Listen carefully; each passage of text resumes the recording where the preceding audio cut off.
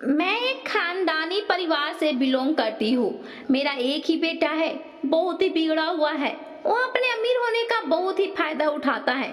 मेरा नाम पांडे है और मेरा बेटा कृष्णा वो बहुत ही लड़कियों के साथ घूमता फिरता है। मैं उसका शादी करवाने के लिए सोच रहा हूँ, लेकिन वो अपने बहुत सारे दोस्तों के साथ और गर्लफ्रेंड के साथ दिन भर मस्ती करते रहता है। पैसों का उसे इतना ज्यादा घमंड अच्छा नहीं होता है। मैं उसे समझा समझा कर थक गया। वो सभी से लड़ता झगड़ता भी कर लेता है, पर उसे कोई फर्क नहीं पड़ता। बस उसे लगता है कि पैसों के कारण सब कुछ ठीक हो जाएगा। यही कारण है कि मेरा बेटा कृष्णा के लिए कोई भी रिश्ता अच्छा से नहीं आ पा रहा है, क्योंकि उसकी चर्चा तो चारों तरफ फैला हुआ है कि वे लड़का कैसा है। बस उसे पैसों का बहुत ही घमंड है। अपने पैसों पर ही जिंदगी मौज मस्ती से काट रहा है। लेकिन जब कृष्णा किसी मुश्किल में फंस जाता है तो कोई भी उसकी मदद करने के लिए, उसका कोई भी दोस्त या गर्लफ्रेंड कोई भी नहीं उसके पास आ पाते हैं उसकी हेल्प करने के लिए। अपने पैसों के दम पर ही छूट जाता है वो। उसे दौलत का इतना घमंड हो गया था कि मुझे समझाने पर भी नहीं समझ रहा था।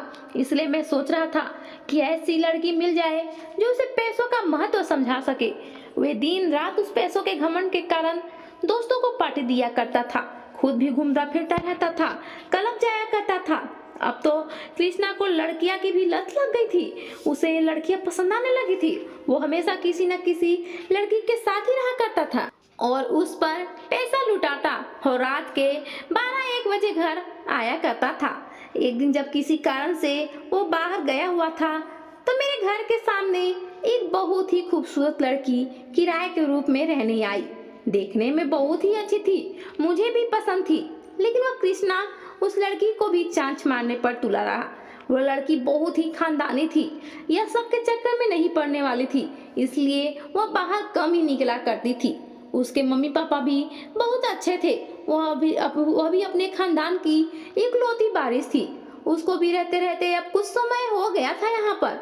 वो भी कृष्णा के बारे में अब सब जान चुकी थी कि यह अमीर लड़का अपने ही एटीट्यूड में रहता है। वो पैसों के दम पर किसी को भी अपने साथ लड़की को रख सकता है। इसलिए कृष्णा भी उस लड़की सौम्या का भाव दे रहा था। लेकिन जैसा नाम है वैसा ही सौम्या का कर्तव्य भी था। वह एकदम भी नहीं आई, बिल्कुल भी नहीं आई। कृष्णा चाहे जितने भी लोगों को, किसी भी कितने भी लड़कियों को अपने साथ घुमाया हो, लेकिन सौम्या उसके साथ घूमने के लिए तैयार नहीं हुई। अब कृष्णा को ठेस पहुंचा कि मेरे पास इतना पैसा होने के बाद भी यह लड़की मुझे एटीट्यूड दिखा रही है। कृष्णा को गुस्सा आ गया। कृष्णा सोच रहा था कि किसी भी कार्य से भी उस लड़की को मुझे कैसे भी मनाकर और उसे बहुत सारे पैसे देकर उसे घुमाने पर मैं मजबूर कर पाता, उसको अपने साथ में घुमा पाता, क्लब ले जाता, डांस करता। लेकिन वो लड़की मान ही नहीं रही थी, एक बार भी कृष्णा को नहीं देख रही थी। मुझे तो वो लड़की बहू के रूप में बहुत ही पसंद थी। मुझे तो वैसे ही लड़की चाहिए थी जिसे पैसे के दम पर नहीं बल्कि प्यार के नाम पर जीता जा सके। मेरा लड़का कोशिश कर करके थक गया, फिर उसे भाव देना ही छोड़ दिया। लेकिन उसके मन में घर बना लिया था कि यह लड़की मुझे भाव क्यों नहीं दी। सारा चीज पैसा नहीं होता है क्या? लेकिन हाँ, उसके दिल में और मन में सौम्या के प्रति नफरत इस प्रकार से पैदा हो गया था कि वह उस लड़की के साथ एक रात वक्त गुजारने के लिए सोचने लगा और मन ही मन प्लानिंग करने लगा। उसे लगा कि अगर पैसों से नहीं बनता है बात तो मैं अच्छा लड़का बनकर उसे अपने बहकावे में फंसा लूंगा। इस कारण अब कृष्णा धीरे धीरे खुद को बदलने की कोशिश करने लगा, क्योंकि उसे सौम्या लड़की के अलावा उसे कोई भी लड़की अब नहीं चाहिए था। हर वक्त सौम्या उसे नजर आती थी। वक्त गुजरता गया, लड़की लेकिन भाव भी नहीं दे रही थी, देख भी नहीं रही थी कृष्णा की तरफ अभी तक, क्योंकि कृष्णा के बारे में उसे सब जानकारी जो मिल गया था। वह अपने छत पर जाती या बालकनी में रहती, कहीं पर भी रहती, लेकिन कृष्णा को एक नजर भी बढ़िया से नहीं देखी थी। लेकिन अब कृष्णा भी बहुत अच्छा लड़का बन गया था। वह अपने आप को बदलने की पूरी कोशिश में सचमुच बदलने लग गया था। वह अब बाहर कम ही जाया करता था घर से, अपने पिताजी का भी बात मानता था।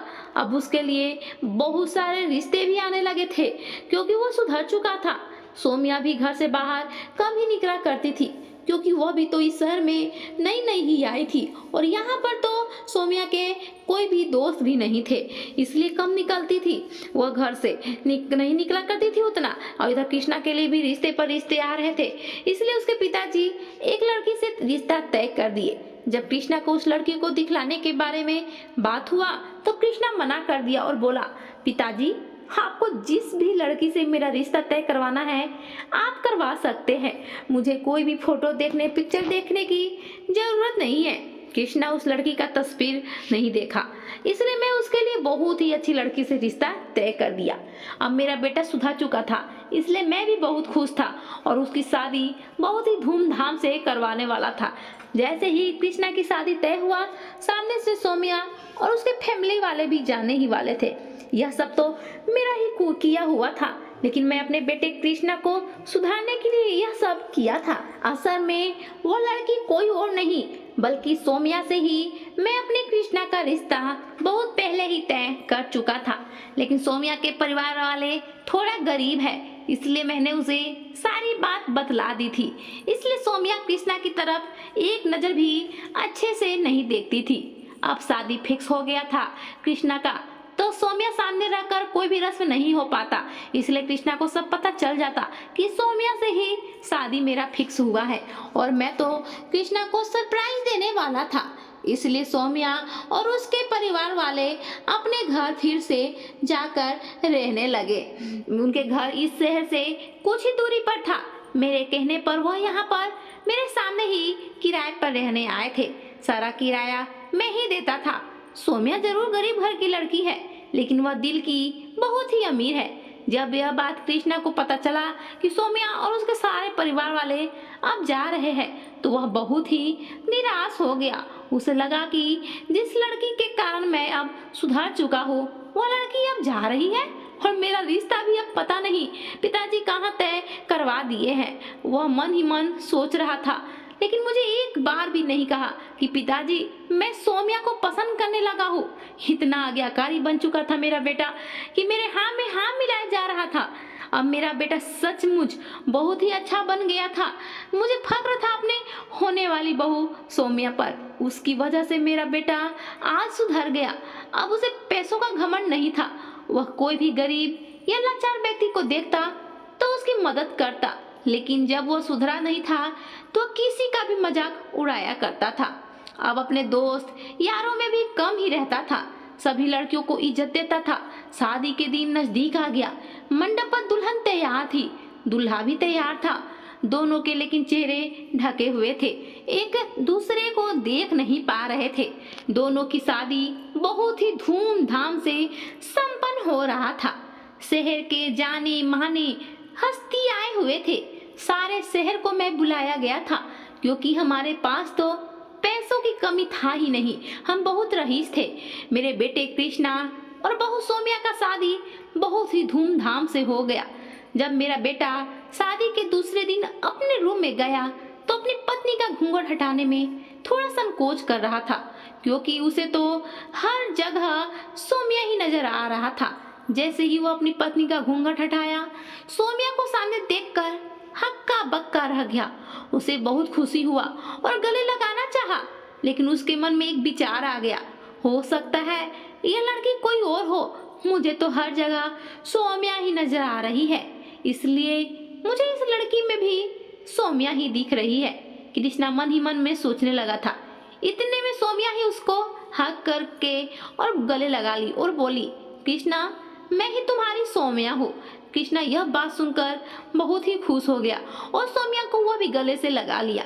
वे बोला, तुमसे ही मेरे पिताजी शादी तय कर दिए थे, लेकिन मुझे पता ही नहीं चला।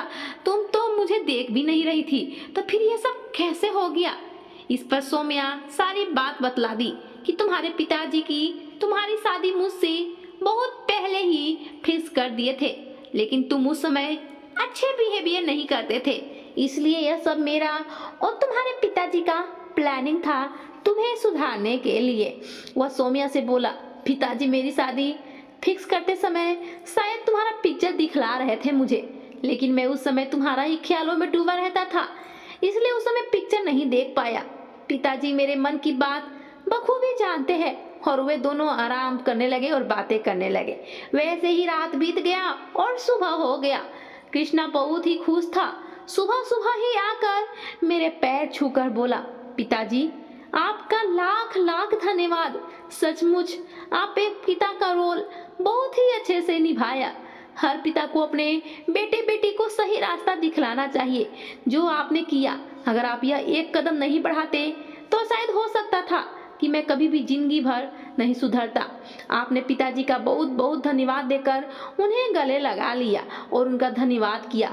हर पिता को दोस्तों अपने बच्चों को सही रास्ते लाने के लिए कुछ ना कुछ एक कदम जरूर उठाना चाहिए। जितना बन पड़ता है उतना करना चाहिए। तो दोस्तों ये छोटी सी स्टोरी आपको कैसी लगी? अगर दिल को छू ली हो तो ज्यादा से ज्यादा शेयर करके एक लाइक जरूर कर दीजिएगा। और मेरे चैनल पर नए हैं तो अभी कभी सब्सक्राइब कर दीजिए कि इस प्रकार के आपको और भी स्टोरी मिल सके। धन्यवाद।